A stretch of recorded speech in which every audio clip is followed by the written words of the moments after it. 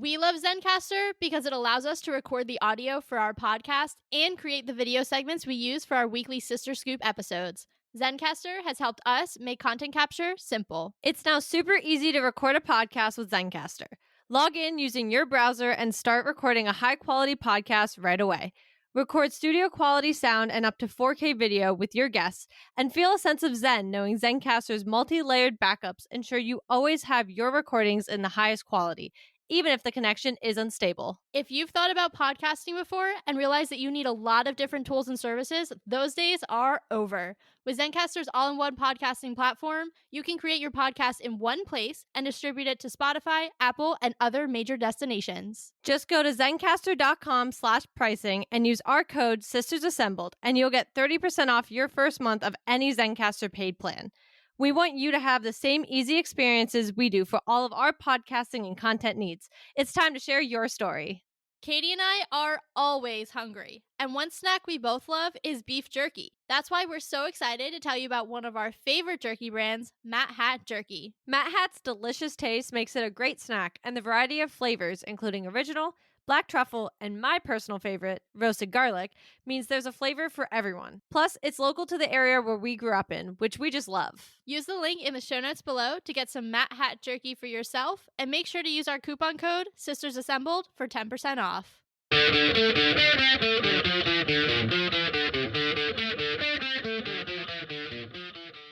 Hello and welcome to Sisters Assembled, your home for all things MCU.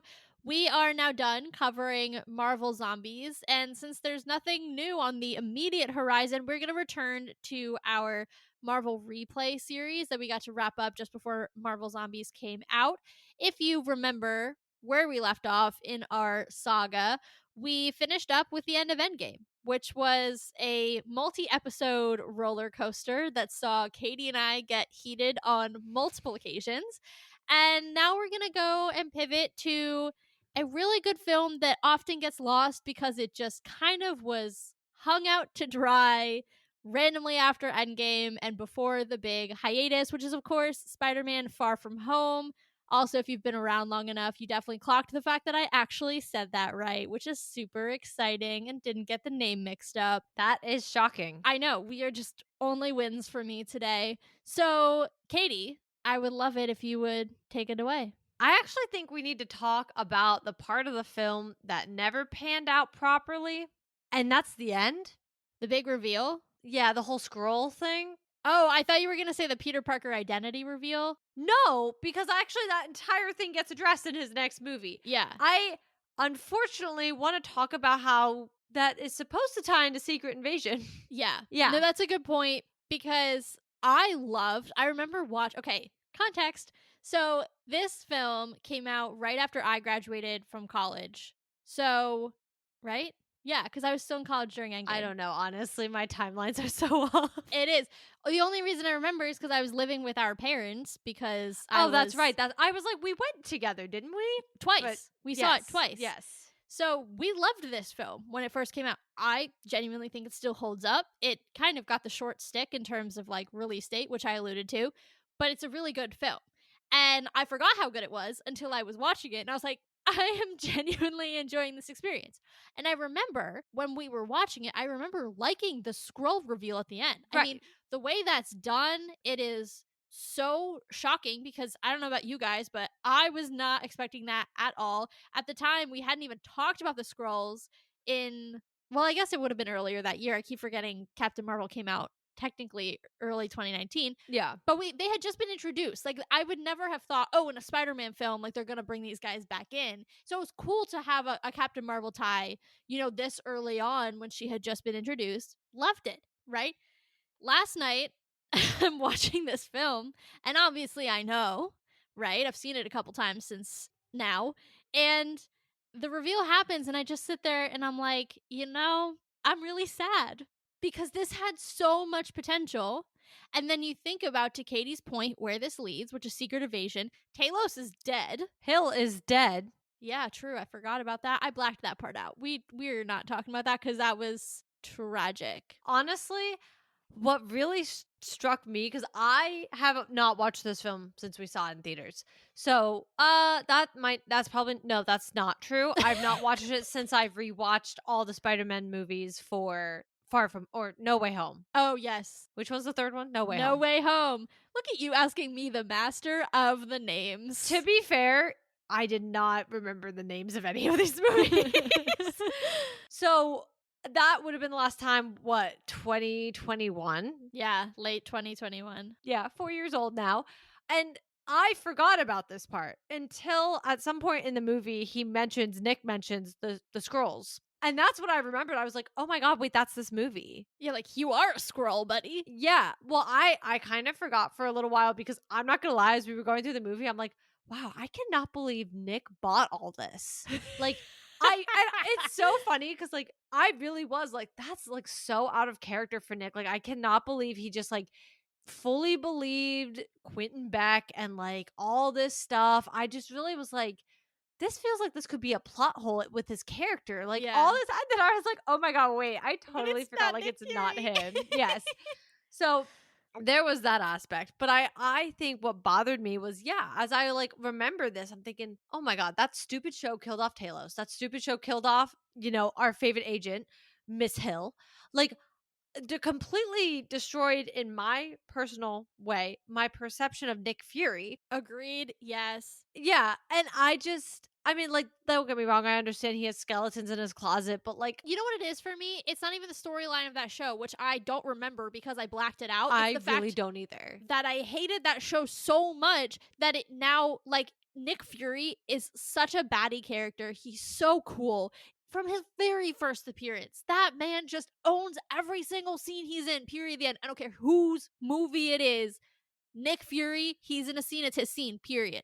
Done. And then you get to that show, and it's finally a show where we get to put Nick Fury front and center, and it's so bad. Yeah. And it really just like, it makes me so sad now every time I see Nick Fury because I'm like, you deserved a storyline so much better than that. Especially like that particular storyline. Go listen to those episodes reacting to that show I if mean, you want more. I might but have to like, go listen to them. I don't remember the show. I don't either. I just remember hating it. Yeah, me too. I hated it so much.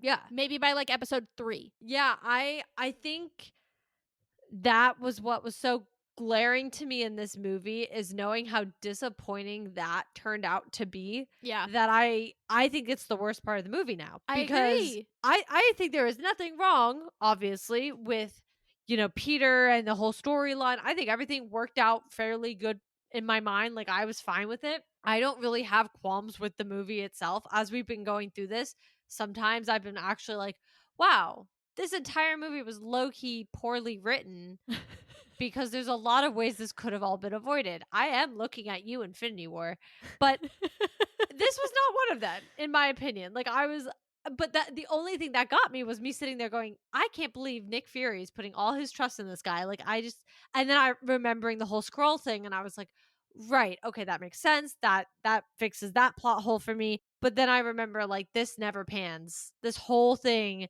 never pans. And it's so frustrating because it has nothing to do with this movie itself. It is completely a symptom of the wider universe's collapsing quality. Correct. And it's like, if you just take this, which I know you shouldn't because it lives in a joint universe, but if you take this film in a vacuum, it's like, this is a genuinely enjoyable watching experience from front to back. It's funny. It's very sad. It's, a little scary. It's got it all. Like, you run the full gamut of emotions. Tom Holland he's incredible in No Way Home, but I think he was showing hints of the absolute brilliance that he gave in all of No Way Home in this film, and what he's truly capable of playing this character. I just think it's a great film. Also, selfishly, we have been in some of those locations since we saw this film. We got to go to Italy a few years ago. So it was very cool to see some of those locales that we've now been to. But it's fun. And then you put it in timeline order, and you put it, where everything goes, and you're like, oh, that's frustrating. Yeah. Well, and one I just want to also point out, I've actually been to 2 out of 3 of the locations, so I just need to go to Prague. Oh, yes, that's right. You've been to London. And I've been on and under that's actually not the London Bridge, fun fact. That's actually not the real London Bridge. It's the smaller one next to it. But, whatever.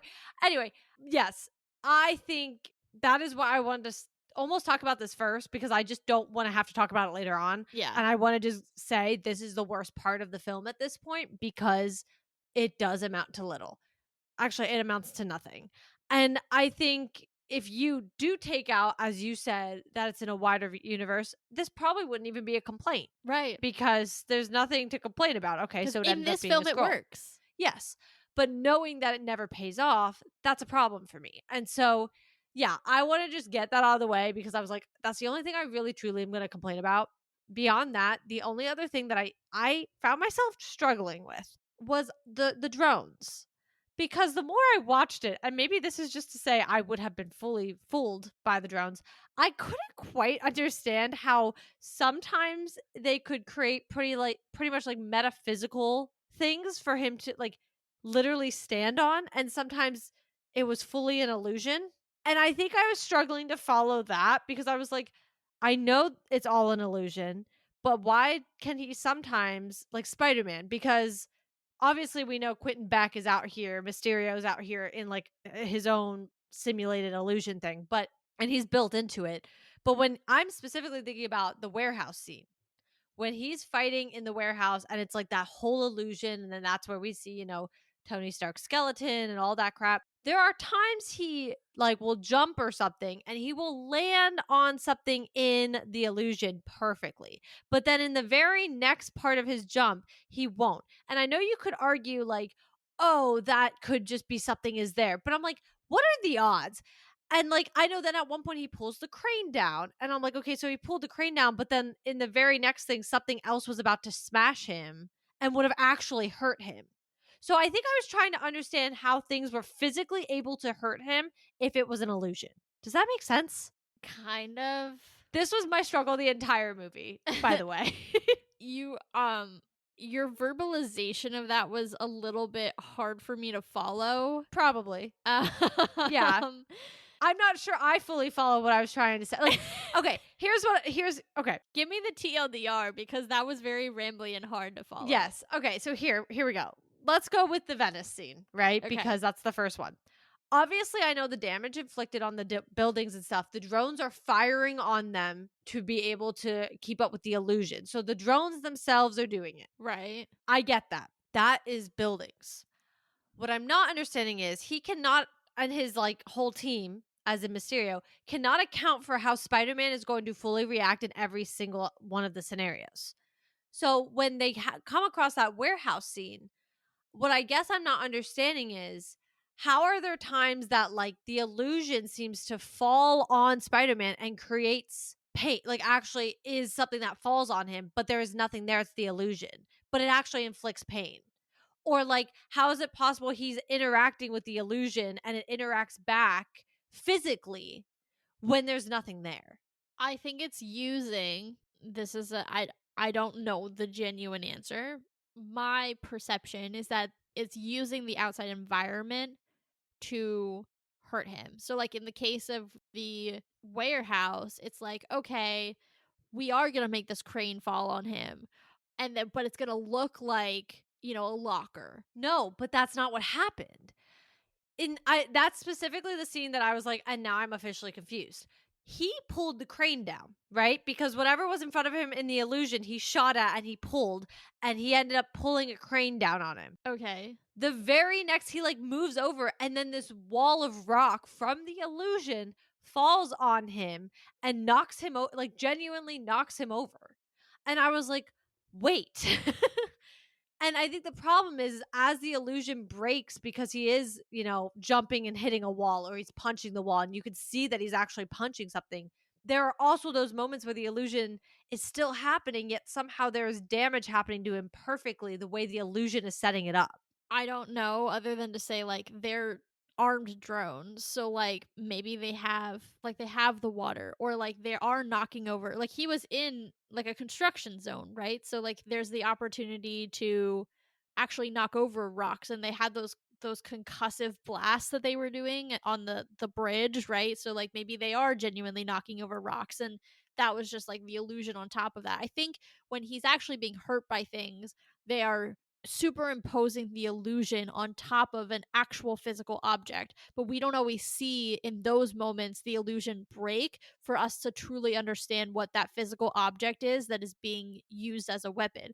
Whereas, like, to your point, in other scenes, he's like punching the wall, but then he's breaking the illusion because he's out of the circle of projection. Right. So that's why we see, instead of him punching, I don't remember what it was supposed to be, he punches the pillar instead. And you see that. Or like in this the example of the crane, he does that with the web, right? So he's reaching out of the simulation or the projection, and then the crane, which is not being projected onto, is now coming into the illusion, but is not, there's nothing, like none of the drones are picking it up and projecting something on top. Does that make sense? Yeah, I guess I just, especially in the warehouse scene, what was confusing also is, again, they don't know how he's an independent variable, right? Oh Hmm. no, no, he's an independent. It's been a while, guys, but he's this variable they can't account for. So when we see them like rehearsing essentially the whole thing, obviously not the warehouse scene, but we see them rehearsing for the big end battle. I guess where I get lost is, it's like, how are you accounting for what he is reacting to? Well, you're right, they do have the program, but you also have to remember, like, what is controlling them at that point? It's Edith. Oh, that's So true. you have one of the biggest AI supercomputers on the planet who can. Peter Parker's smart, and you're right, Peter Parker is a variable, but Edith is smarter, and Edith can work around that, right? And now she has control to some extent of the projection, the movement. She probably has 15 algorithms going, predicting his next move with probably a good amount of accuracy, especially if you think about the fact that Edith was supposed to be Peter's, which means all of his information, especially, is in there in a way that most other people's isn't, because Tony studied him. Tony knew him. She has all the specs of his suits, right? So there's a lot of other information that she has that probably helps her predict what he's going to do. Is it perfect? No, but she's probably able to do that with enough accuracy that she's able to maintain the majority of the illusion, which I think is what we see in the warehouse scene. Okay. I just always know when we come to these replays, you got to really look. And so I was trying to pay attention, in which case I just almost was confusing myself more, because I was like, I feel like I just bought that this was all an illusion and never really thought too much about it. But now I'm starting to overthink the entire thing. A little, a little. Speaking of the drones, you can't talk about the drones without the gigantic red and yellow elephant in the room, which is of course Tony Stark. And it is it I will say it is sad throughout the film to see like the different Easter eggs. Obviously the way it affects Peter, and I actually loved the way that it was showing how he was represented by, like, through art in different cultures and things like that. I thought that was really cool. But I think the one thing that there's two things that I want to talk about here. First is, like his predecessor, apparently Spider-Man can't have a film until the third one that isn't about daddy issues, because again, like Tony, who fought his dad's foes or the sons of his dad's foes for most of his films, now we have Peter who has to fight someone who Tony PO'd in the past. The other thing here, though, that I think is more important than just those interesting parallels between Spider Man and Iron Man in some of those films is the amount of pressure that I think is shown being put on Peter in this film, right? As the heir apparent. And the one thing that I kept thinking about throughout this film, you want to talk about projecting how this film goes into, the rest of the MCU and into phases 4, 5, and 6, is he's set up as the heir apparent, and then by the end of No Way Home he has completely lost that status because of the events of that film. And as you all know, we were thrilled by the end of No Way Home to return the character to a lot of his roots and hopefully some more comic accurate characters and storylines around him. But I will say there is a part of me watching this that I was very surprised to feel sad that we lost that kind of pedestal that he was on, because I think it would have been interesting to see him try to live up to Tony and to Tony's expectations of him. So that was something interesting that, like, after seeing where Spider-Man is now and how he's gotten there, I kind of watch this now and I'm like, I have more mixed feelings about the end of No Way Home than I thought I would. Honestly, I have a lot to say in response to this that has like so many layers. I think the first thing is my biggest complaint about this movie that I will never forget being my biggest complaint from the jump was always that and actually it's my complaint relatively across the board of most of the Spider-Man the main trilogy we already had was that up until the third movie every single foe was Tony Stark adjacent. Yeah. And you kind of said, "Oh, like it's continuing the theme." But the thing is like it's different for Tony Stark. First off, in the third movie, he created that foe firsthand. Yeah. Even the first one, like Obadiah had a problem with Tony. Yeah. I'm not saying that Howard might not have been an aspect of it, but and yes, like they were in it together as businessmen and friends and whatever. But Obadiah was clearly having an issue with Tony.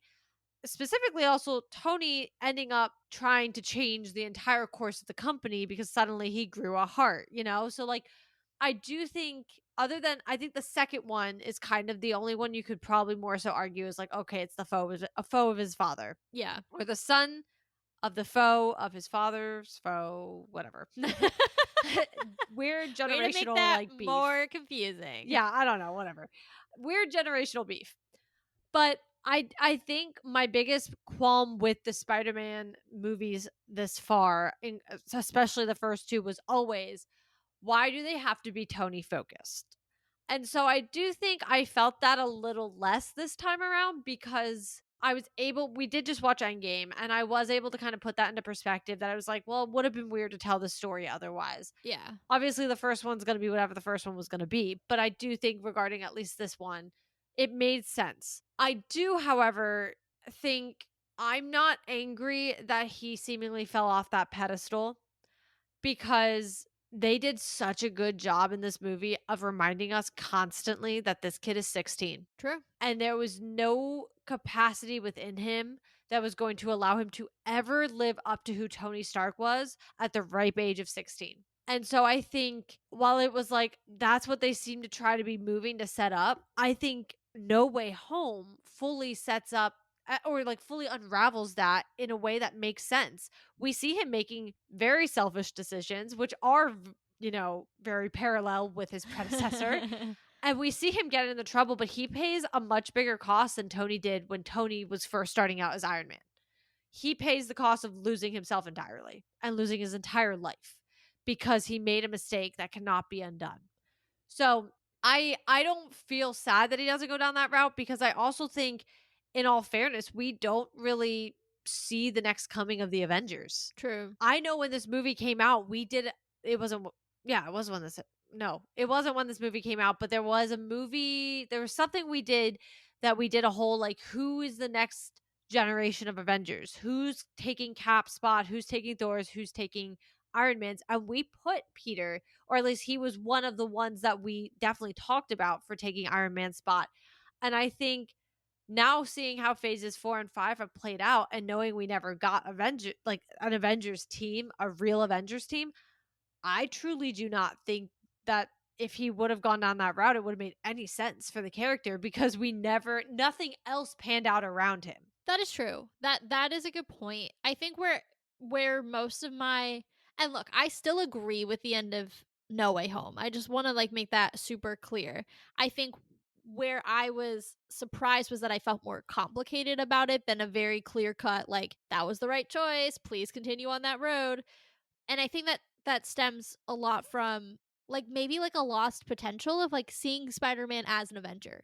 And I think you're right, we haven't seen that yet, but obviously we have Doomsday coming up. I almost said Endgame. I don't know where my head is at. We obviously almost have or we do have Doomsday coming up and there are two Avengers squads who are going to be potentially battling each other in Doomsday. Something is gonna happen in Secret Wars. I mean, I know it's gonna happen. How that how the Avengers roster come out of Doomsday and how that applies to Secret Wars, that's the part I'm not really sure about. But post Secret Wars, I think we're gonna have an Avengers team. I don't think that we're gonna go another 3 phases without it. Even if we are focusing on the X-Men, it could be that like there's like a B plot or a secondary storyline in some of the or they're having their own films and it's just not the main focus, whatever that looks like, because I swear to the universe if they do not end the next phase with Avengers versus X-Men, I am quitting the fandom. Like, I just can't. That would be the biggest missed opportunity that Marvel will ever have. I it will be the thing that gets me to quit. Like, cold turkey, we're done. Getting rid of all the merch. Anyway, not important. But I say all this to say, anything that happens with the Avengers moving forward, we know that Spider-Man is not going to be an official Avenger. None of these people know him anymore, all of that good stuff. So there was a part of me thinking about, like, man, like, it would have been cool to see him really do this, right? Because we saw it a little bit in Infinity War, but he was on a smaller squad in the middle of space on a foreign planet when everybody else was in Wakanda and we had a much larger team there. But I think that right there is part of it too. Everybody doesn't know him prior to No Way Home. Well, you have Civil War. Yeah, but they don't shake hands and say, "Hey, I'm Peter." Like, True. I really genuinely think if you take that step back, let's also remember this kid just got flown out to Germany to fight in this random Avenger war. Not an Avenger at this time. Nobody even knows who he is. Fights. That's the end. Everybody goes to jail or goes and does whatever the three of them do, fight in like an abandoned whatever. Like, but that is what happens. And so he just goes home. And I think if we really take that step back, like, okay, they fought him, they weren't chit chatting him up. Then he went to Infinity War. The only other Earth level hero that was there was Strange, who he does interact with that in his next movie. But if you really think about, and then like, okay, yeah, Infinity War. Hello, another battle. And he's at the funeral. Great. We clearly did not interact a lot at the funeral because even, well, and now maybe we have to take that part at the grain of salt, but like Nick Fury was like, what didn't think it was the best time to like ask for phone numbers. Obviously, that was Talos. We could take that with a grain of salt. Don't know if that is necessarily true. But I don't know how much he was interacting with people there either. It's a very weird time to be like, hey, are we going to be the Avengers now? Like, it's Are a we using very our made up strange names time. or our real names? Yeah, literally. Like, and also Aunt May was there. Like, it's not like I know personally, I even not necessarily at funerals, but like even at like get togethers when I only know one person. Guess what? Am I talking to a bunch of other people? Not for a while. Like, I will literally just talk to the person I know until like I start to feel more comfortable to branch out. So we don't know how much conversations happen. That all being said, the long way of saying who actually knows him prior to No Way Home? Who knows him? I'm not saying they know him, but they know who he is. They know he was Tony's guy. But do they? Like, what level of all of that? They know that Tony had an interaction with him and brought him in for Civil War. But, like, some of the stuff, I think what's so funny as a fandom that we always have to forget, or we always forget, but we have to remember, is that we live in, like, such a tunnel vision world. But when you really think about it, I don't know if they really were giving too much thought to this random kid who could shoot webs out of his arms. Like they met him in one or two battles and then he disappeared. I don't even think half of them fully. I mean, I think he might have been on the list in Endgame for the ones who dusted. I'm not entirely I'm pretty sure he was. Yeah, okay. But they didn't really interact with him. And so yeah, but they might not know how deep his interaction with Tony was. They didn't know this whole thing just happened. Yeah. So I think that all just being said is when you really put it into perspective, he never really made sense for being the one who, one, would be ready to step into Tony's shoes, and two, would be able to be a part of an Avengers team right away. Because quite frankly, like, one, yes, it's the whole he's a kid, but he is. He needed No Way Home to fully grow up and become somebody who might be more ready. He dealt with crap, don't get me wrong. And as you even alluded to at the beginning of this episode, he definitely, you could see how there was a switch in how he started this movie to how he ended it. You could tell. Yeah. So I'm not going to, say that's not true. But I don't think in this exact moment, and also who would have followed him? Nobody knows. Like, everybody's scattered. Nobody really knows him like that. Like, I just don't think he was ready. And I think they could, I think the studio and those who wrote his story understood that maybe this is implied. And I think that's going to all come back around. I think him taking Tony's spot is 100% still happening. I just think they needed to regroup the character, have him grow up, have him really go through, Spider-Man's story, because Aunt May is really Uncle Ben, and have him go through that story and take on that earn the mantle in a different way, if you will. Yeah, I hear you. And I think you make super valid points. I guess I'm trying to like unpack my feelings. This feels like a little bit of a therapy session, but like for me, it wasn't like, oh, he's going to lead the Avengers tomorrow. It's that like eventually he could be one. And to your point, he could still and probably will still be an Avenger eventually. I think just thinking about it, it's like, oh, that's delayed now, which again, I think is the right direction for the character. So I'm not upset about it. It just was kind of like, oh, it made me question that decision just a little bit when before I was super sure about it. I still think it's like, okay, we're gonna, to your point, really give him Peter Parker is one of the characters who has to deal with like so much in the comics. The guy gets cloned. Like he just has a lot going on. And this version of Peter, especially in the first 1.5 films in his trilogy, is so happy go lucky. Yes, Ben has died, but it is not one, it happens off screen, which is huge in terms of a Spider Man origin story, but two, he still has this like youthful innocence, exuberance, excitement for life. Not to say that Peter Parker is like all doom and gloom Debbie Downer, but there is a level of like realism, I think, to the character because of the things that he goes through. And I think in this film we're starting to see, and you talked about this, like that transition from like everything's gonna work out and it's gonna be fine, and like I can be both Spider-Man and Peter Parker, or in this film I can just take a break from my responsibilities, whereas later on we see when I take a break, bad things happen. When I make selfish decisions, bad things happen. And so there's a little bit more responsibility, and it's not, you know what it is? It's not external expectations and responsibility being put on him in his later films. It's I'm going to take on that responsibility and I feel that responsibility, which we see a little bit in the first film, but he's doing so much to impress Tony. And in this film, he's doing so much to live in Tony's shadow, to be his heir apparent. But by the end, I think we see this flip where it's like, no, no, no, this is just my responsibility. I made a mistake. I gave Mysterio the glasses. I have to fix it. And then by the end of the third film, it's, well, I'm on my own now, but this is still my responsibility because I have this power. And so I think it's very much a maturation of the character in terms of his motivation from trying to get external validation to just understanding, truly going back to the core of the character. With great power comes great responsibility. Yeah, I agree. And that's why I think I don't feel, the word is not cheapened, but that's the one I'm going to go with right now. I don't feel cheapened by the fact that we never got the full, like, he is taking on the mantle of Tony Stark, because, or even how No Way Home ended. I never actually thought or second guessed that, because I think that is the natural progression of how this goes. And also, No Way Home sets him up to be his own character. Yes. And that's something we talk about. I mean, gosh, we've talked about it so much, it's not even funny, because I do think that's what these two films do focus on, beyond both villains being Tony related. You just laid it out perfectly. This film in itself is living up to his legacy. And the thing is Spider-Man is not meant to live up to Iron Man's legacy. Yeah. And so I do think we needed to see that struggle for him. And I think, yes, he messed up in giving Edith to Quentin. We know this.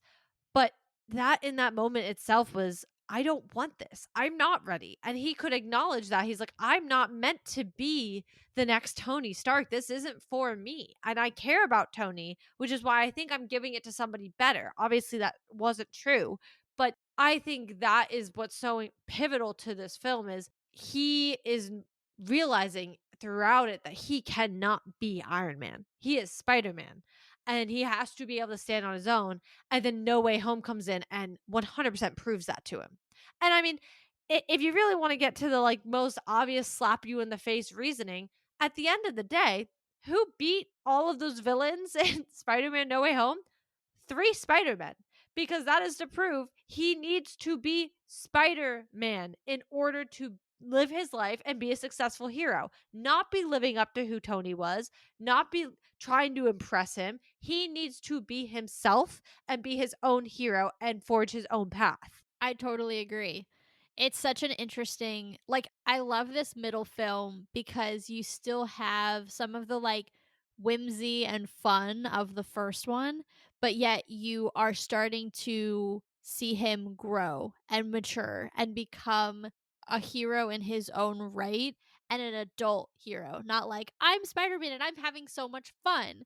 Like, "I'm Spider-Man and I'm not just protecting the neighborhood from, like, bike thieves. I'm Spider-Man and, like, the poop is hitting the fan. It's getting real over here. Actions have consequences." And that's what you're starting to see. And then in No Way Home, I mean, Aunt May dies because he chooses to help the Green Goblin, which is inherently kind and not on its face a bad choice, but that is a direct ramification. So again, this reinforcement of like, your actions have consequences. And I think this is the first time that I mean, yes, that is a piece of the first film as well. I'm thinking of the Staten Island Ferry scene, right? But who was there to help him? Tony Stark, right? Even here, he has this battle with Mysterio at that construction site, gets hit by a train, and he's able to call in Happy. Yeah. And someone's here to save him. But by the end of No Way Home, he is completely alone. His aunt is dead. Everyone else forgets him. If he makes a mistake, there's no safety net for him. He has to fix it himself. And this film is so interesting because it combines a little bit of both, right? And it's the transitional film. And it's so important to get that character ready for the place where he is ready to kill Green Goblin, towards the end of No Way Home. And when you compare that to the Peter that we saw, in Civil War, or the Peter that we saw at the very beginning of Homecoming, they're almost different characters because he's gone through so much. And this film is an important piece of that, especially too when you think about like how angry he is at Beck because of the betrayal. So then you go on to see how Green Goblin, Norman Osborn, betrays his mercy, betrays his kindness. And it's like this is just a reoccurring theme now that Peter just keeps getting his kind heart and his good intentions preyed upon by people who have nefarious intentions, or in Norman's case, have a really bad case of ickies with, a chemical that really messed up his brain. But it's very interesting because there's parallels in this film that almost foreshadow some of the challenges that he's going to go through that truly shape him into someone new in No Way Home. Oh, for sure. And I do think we see that, as I said, we see that change from the beginning to the end. Even I think the biggest moment is when he sits there and stops Mysterio from shooting him in the head, Yeah. which was fully what he went to do. And I think that is that moment where it sets in for him. Because the other thing is, he tries so hard to keep Spider Man on one side and Peter on the other. Yep. And that's what a lot of these characters do. Like, let's not be, whatever. There's a lot of characters who aren't inherently just themselves. I'm thinking of Daredevil. I mean, is that not like his consistent struggle? Have we seen Matt grow? Not yet, but we'll get there hopefully one day. But, a lot of these masked characters who kind of do live that double life struggle with that a lot. And I think we have to remember he's a kid and he's struggling with it. But I think this movie really brings to the forefront how he can't completely keep these things separate. He 100% puts his entire class in danger. They are fully in danger because of him. And so I do think a lot of these moments are so pivotal to kind of see the growth in him and be able to also step back and be like, yo, dude, you have to be able to start choosing your own path here in a way that's not, I can be Peter Parker, I can be Spider Man. Spider Man's on vacation for 2 weeks. Like, that's not something you get to do. And I do think then by his third movie, that's that realization. Unfortunately, he doesn't take all the lessons from this movie because, as you brought up, he kind of gets screwed the same way he gets screwed over by Quentin in a very different way by the Green Goblin. He ends up losing his aunt. And I think that is that final switch for him to be like, you know what? I've tried. It's just not going to work. But I don't know. I think overall this movie's it is a good movie. And I think something I would like to do at some point is watch all three in a row. And Yeah. this was hard to do for a long time because they weren't available. But Yeah. I would like to watch all three in a row and actually feel as if, or see if I feel that this all holds up, because I don't think he's a character that character that, in my opinion, is too heavily affected by Civil War, which is technically before his movie, but Civil War, Infinity War, or Endgame. I don't feel I like he's agree. yeah, other than Tony's death. But obviously we only see Tony die and I like, whatever. They really don't address that he was snapped. Like they do vaguely, but they don't really like go into how he feels about it. So I guess he's fine. And so I think well, I mean they never No, discuss it. it's true. They're like, "Oh, we're all the same age, but these other people grew up." Yeah. Oh my. Yeah. Moving on. And it allows us to kind of gauge like who did or didn't snap in his circle Yeah. because of that. But otherwise, like we never address like does he feel a type of way? I don't know. So that being said, I don't feel like those three movies affect him too drastically, unlike you have 17 different versions of Doctor Strange out there. Yeah. So I would genuinely like to watch the three of them in a row and feel like they and see if they actually tell that cohesive story and see his growth because I feel like seeing this one, I do think it does. I think from just the movie itself, we see him grow, and I see how it can set up No Way Home. But I would like to almost do its own like deep dive replay in itself of the three Spider-Men just to be able to sit there and say, okay, throughout these three movies, did we actually see him change? Like, did they make sense? I guess is more of the question. Not even the change. We know he changed. Did they make sense? Yeah. My hunch, because I would love to do this too. I think it would be interesting because I think he's one character who he's not like Thor, right? Like Thor gets his own film, then he's in the Avengers, then he gets his own film, then he's in Age of Ultron, then he gets his own film, then he's in Infinity War and Endgame, then he gets his own film and it's trash. Correct. And it's not like he's in every other film, he's in a team up film. Even though there are other characters, they're still within the Spider Man trilogy. I actually think, and my gut says, he's going to be one of the most consistently written, front to back. This is a cohesive story, trilogy characters that we will see. I think Cap is maybe, if you like ended at Civil War, maybe. Well, I mean, I guess technically speaking, you do end it at Civil War. Caps might be the best only because he is before his trilogy ends before, and not that Tony's and I guess Thor's don't, but like it ends early enough that we can kind of be like, okay, the trilogy's okay. Yeah. Well, then you just have Iron Man 3, which is a completely useless film, and I will die on that hill. But anyway, I think in terms of like narrative story, I think Cap and Tony are very consistent. I think Spider-Man is going to be at that level in terms of like character consistency and like growth.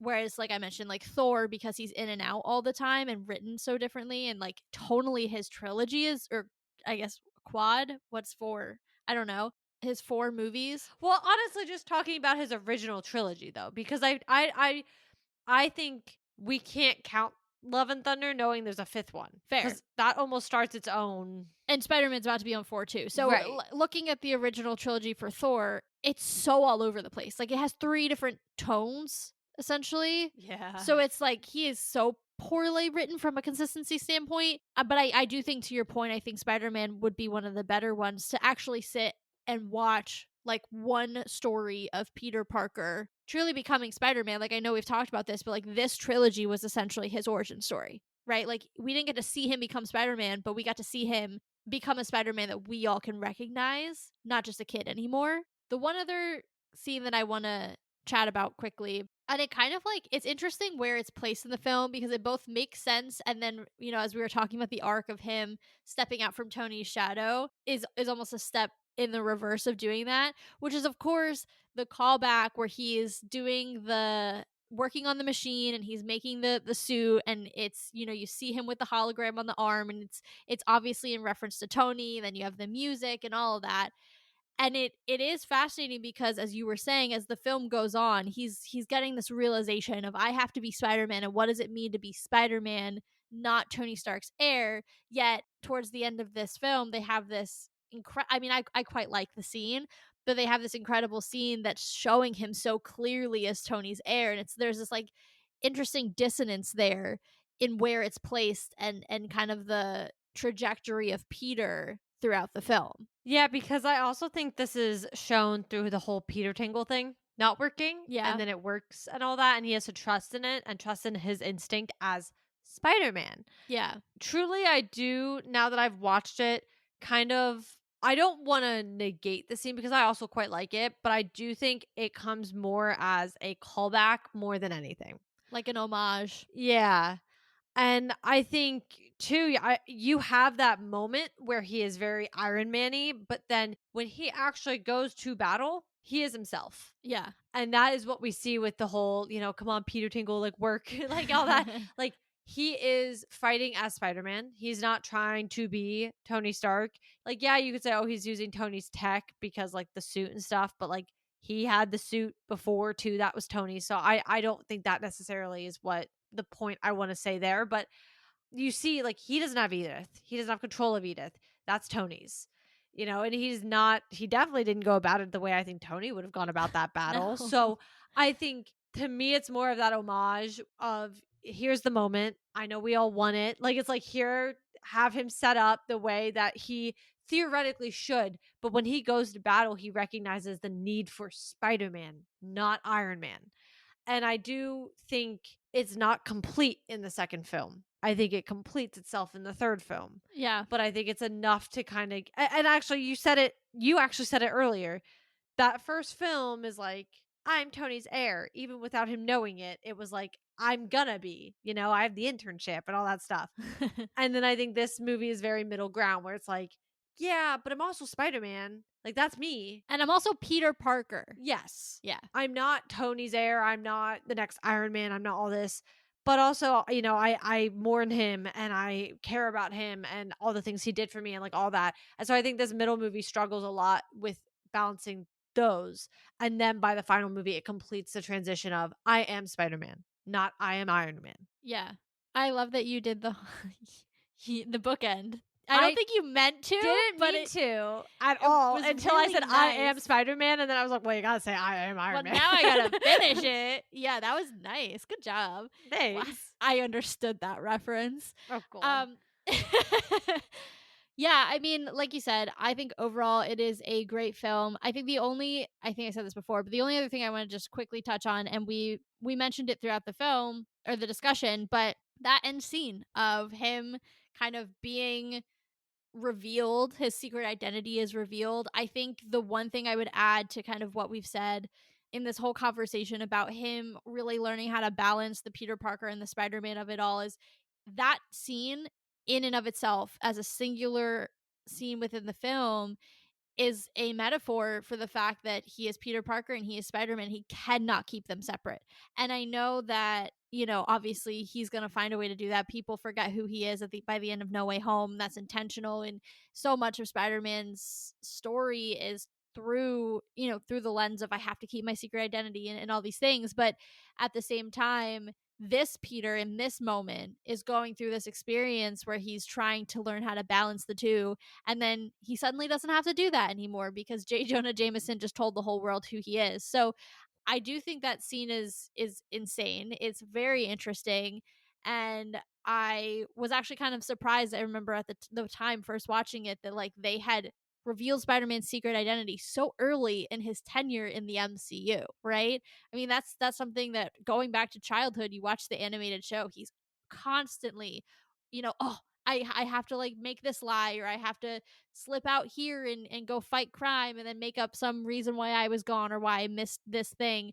And it's a constant battle. So it's interesting that they did this and then we're able to smartly reverse it, but fascinating. I have two things to add to that. One, not related because I just need to say it quick, and the other is related. The related one is what is also really interesting is I think a lot of that reasoning, one, narratively, but two, comes down to the comics don't have phones, Yeah. and neither did, I mean, they had cellular devices of some type in the other two Spider-Man. Let's not forget the second Amazing Spider-Man came out in 2014. It's not like iPhones didn't exist, but it was not to the capabilities that we have now. Yeah. So I actually genuinely think some of the reason behind exposing it came down to how, if we really think about it, could Spider-Man fully exist in New York City?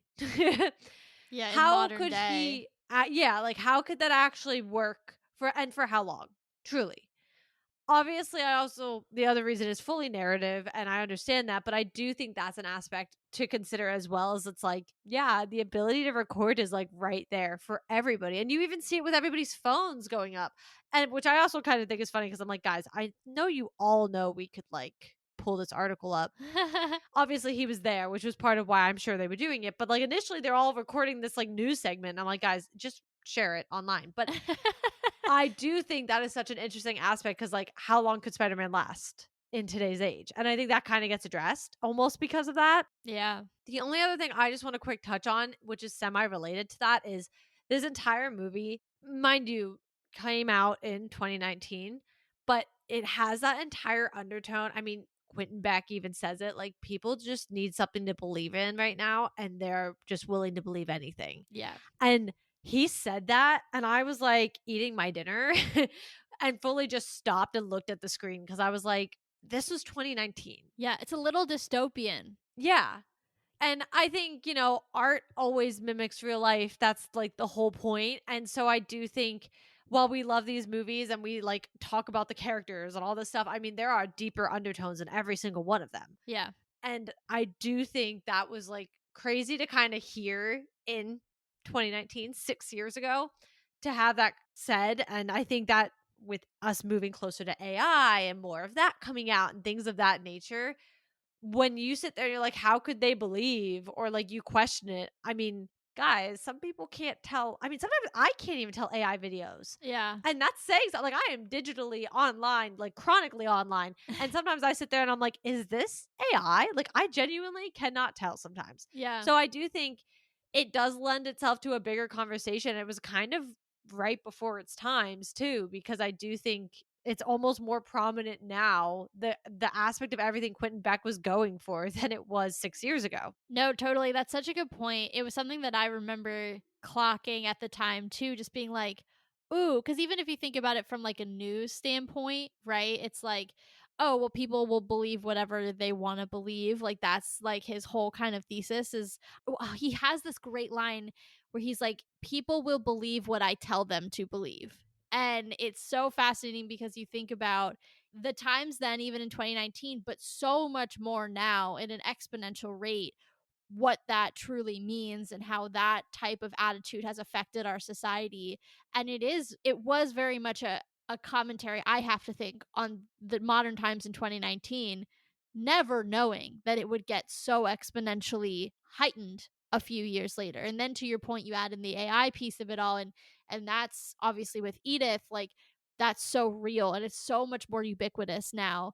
And I love it when Marvel movies do speak about more current events. I think it grounds them. I know we talked about that in even Daredevil and the Mayor Kingpin storyline and what that's actually a metaphor for, or the way that it's done now and how that could be a metaphor for something. So I love it when they do that. I think it's so interesting. I do too, and that's why I just want to point that out because I think again, we get so caught up in the characters and the storyline and the things of that nature, but I think to be able to take that step back and be like, at the end of the day, what's this movie saying? Yeah. Because they all say something. Yeah. This is a good one. If you haven't watched this one, I should have said this at the beginning. If you haven't watched this one in a while, definitely worth the rewatch, but also you probably now would have gotten more out of this episode if you had watched it prior to listening. Or maybe we just convinced you to go listen Yeah, I mean, or like go watch it. now go watch for the things that we talked about. That works too. Anyway, we're done analyzing this film. It's really good and unfortunately slept on because of the release schedule.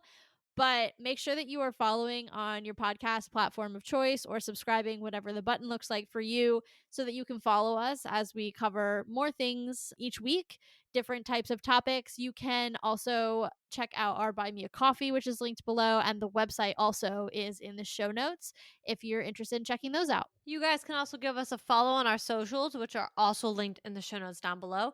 And we'll be back next week with another podcast episode. So make sure you guys are keeping an eye out for that and keeping up with us as Marvel just blew your mind. So let's talk about it.